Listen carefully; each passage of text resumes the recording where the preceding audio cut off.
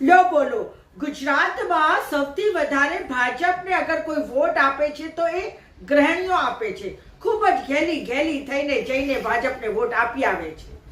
છતાંય આજે ગુજરાતમાં જે આત્મહત્યા કરનારી બહેનો છે કે ભાઈઓ છે એમાંથી 20% તો ગૃહિણીઓ જ હોય છે. દરરોજ સરેઆંશ 5 મહિલાઓ એટલે કે ગૃહિણીઓ આત્મહત્યા કરે છે. આ હું નથી કહેતી, એનસીઆરબી ની રિપોર્ટ કહે છે.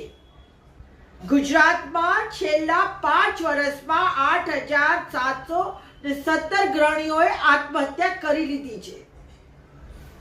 એક બાજુ મોદી સાહેબ અને એમની ભાજપ એવું કહે છે કે બધું સારું સારું સુખ શાંતિ છે, ગુજરાતમાં તો જાણે રામ રાજ્ય આવી ગયું હોય.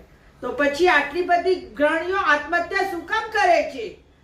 એના પાછળ કોઈએ વિચાર્યું છે ખરી? એમને બેરોજગારી નડે છે, એમના જવાન જોત છોકરાઓ પરણ્યા વગર ઘરે બેઠા છે, એમના બાળકો વ્યસની થઈ ગયા છે, શિક્ષણ મોંઘું થઈ ગયું છે, બાળકોને ભણાવી નથી શકતા અને સાથે સાથે એમની હાલત તો એટલી કફોડી છે કે કહેવાય નહીં ને સહેવાય નહીં. કડવું છે પણ સાચું છે.